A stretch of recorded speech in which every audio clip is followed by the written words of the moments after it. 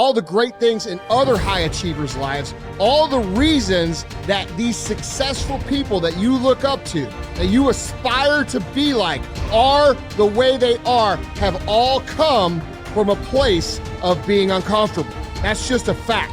Single biggest reason why people have bad days is because they start them off by looking around at everybody else and seeing what they're doing instead of having the focus and the discipline to actually start your day off with you in control. Because everywhere I look and everywhere I see in today's society, everybody's doing everything they can to be more comfortable. They're looking for the more convenience. They're looking for the quicker. They're looking for the faster. Don't ask for security, ask for adventure.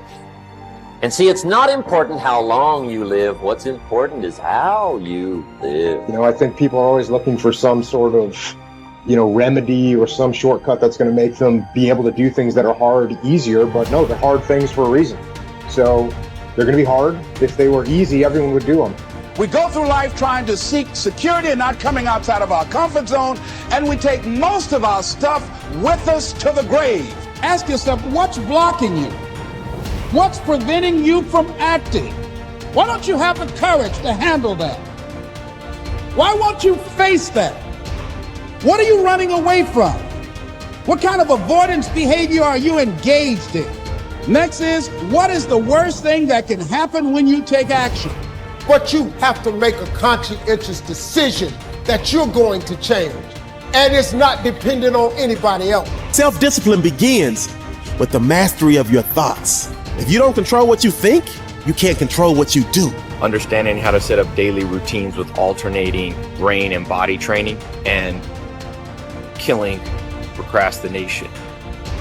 Each and every day that you are breathing in this world, each and every day that you are doing something in this world, you should be focusing on getting better, not worse. Show me your character. Remain disciplined. Stay strong. When it all seems hopeless, keep plugging away. Nothing can stop you if you don't stop for anything. Don't stop for anything. Never break your discipline. Remain faithful to yourself and your vision. You should be understanding that, hey, I can't be this same person on a day in, day out type of way. I got to keep focusing and going further and going harder and going stronger and pushing myself until there's nothing else left to push forward. Okay, so let's say you pick a level of competition where you're always winning. It's like, well, all that means is you've picked the wrong level of competition. Yes. Because, let's say you're a grandmaster chess player and all you do is play amateurs, and every night you go home and congratulate yourself on what a genius you are because you just stomp these people left, right, and center. It's like, you're not a genius, you're a dimwit. Right. What you should be doing is playing people who are beating you as much as you can tolerate. Right. So maybe that's 40% of the time, maybe it's 60% of the time. But that way, because to be a winner, you want to be disciplined, you want to know what you're doing, and then you want to be on the edge where your skills are being developed. And if you're going to be on the edge where your skills are going to be developed, you're at a place where losing is always a possibility, because otherwise you're not pushing yourself beyond your current capacity. And so one of the things that I've outlined in 12 Rules for Life is a theory of meaning. Because meaning, as far as I'm concerned, the sense of meaningful engagement is the antidote to malevolence and suffering, essentially. Because you want to have a life that's so engaging that you think, despite the fact that I'm limited and that we're mortal and that life is tragedy and there's evil in the world, despite all that, this is worth doing. And I think that there's a technical meaning that genuinely exists, and that's the meaning that you get when you're in a domain where you have some discipline and some skill. So you're laying out your competence and your ability, but you're simultaneously pushing yourself to develop past where you are. That's really engrossing. What that is doing is expanding your competence. And so life is suffering and betrayal in many senses of the word. But you can adopt a way of traversing through life that is more powerful than the tragedy and the malevolence. It is hard to have the success you want. It's hard to have a jet and freedom and extra houses. And it takes hard work and it takes time. And there's no shortcut. I don't care what anybody thinks. There's no shortcut. Maybe you could have bought Dogecoin and you got lucky. That is the rarest thing in the history of the world. Ed and I would bet we agree. I don't even know. Neither one of us probably invested in crypto when all of our friends said to, because we didn't know it, we didn't feel it, and we missed it. So I'm so blessed if you did for you. But that's not where true wealth is made. You have to work 50% harder than you think you do. You have to get kicked in the teeth more than you think. You have to get questioned by your friends and family and look like the dreamer twice as much as you think. The people you thought were going to support you aren't. Some people are going to talk behind your back. Some friends are going to leave you. And guess what? It's worth every freaking penny. It's worth every moment, every disappointment. There was a gentleman named David Goggins. I met him. He was paralyzed from the neck down. And not always paralyzed. I think it was a jogging car accident. And he had these Goggins credos. It was like a business card that folded out. And one of his Goggins credos, to make him positive, most positive guy you ever met, couldn't move anything below his neck, one of them was, living the hard way is easy, and living the easy way is hard. So before I answer this about multiple streams of income, I think it's really important I tell you this.